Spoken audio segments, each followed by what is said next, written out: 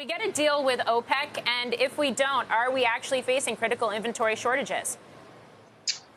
Well, yes, we are. I mean, up until this past weekend, Saudi Arabia had done a great job herding the collective cats here.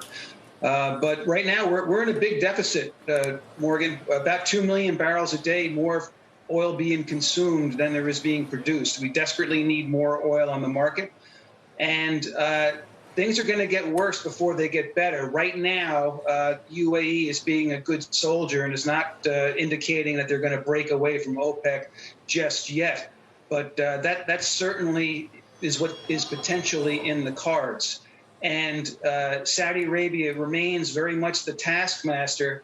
And it's sort of a forgotten nugget of history because of the pandemic. But Saudi Arabia laid down the law back in January of 2020 when they began flooding the market with oil, of course, not knowing what laid ahead in terms of a demand collapse, which helped to create our prices. But unless and until we get more oil on the market, and meaningfully more oil, the numbers they were talking about this past weekend, even if they had come to that agreement, not enough to quell this oil price fire anytime soon. So a lot of pain at the pump here for the balance of the summer, for sure. I want to get into the geopolitical ripple effects of all of this. But first, I mean, John, we're hearing about the possibility of $100 per barrel oil. Are you in that camp? That's a little high of an estimate for me. I think it makes for good fodder and discussion and sort of a aspirational type round number, mythical level. No, I mean, I do think 80 to 85 is sort of the breaking point for OPEC unanimity here. I think Russia will have a problem with that. UAE, of course, has already stated that. And others are going to scramble to put more oil on the market.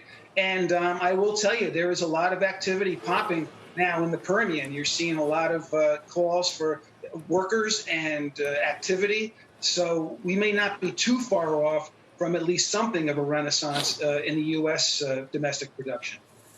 You know, it's interesting. Under the last U.S. administration, the Trump administration, it was basically drill, baby, drill. I want cheap gas. Under this administration, it is a focus on green, clean energy, a shift to things like EVs, and a pullback on some of those deregulation efforts that had happened over the last couple of years. I wonder how that factors into this entire broader conversation around crude prices, as well as the fact that OPEC and specifically Saudi and the UAE are taking the stance they are against each other right now.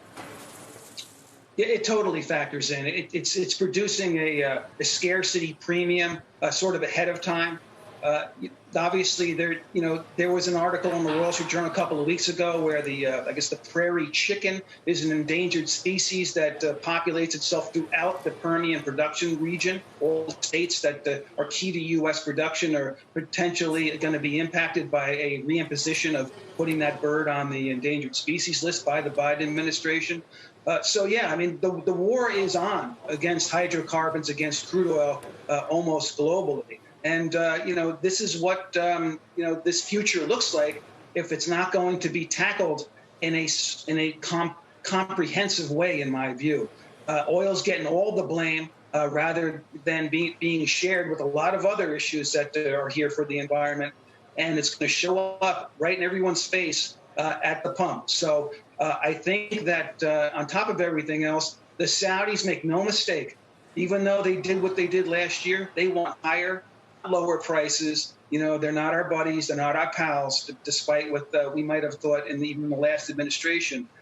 They are trying to hold together, and they are very comfortable, and will tell you that the market is well supplied even today. They will point to your global inventories and other factors that suggest that it's all speculation and it's not their fault for withholding supply from the market, which, of course, it truly is. But they don't want you to know that.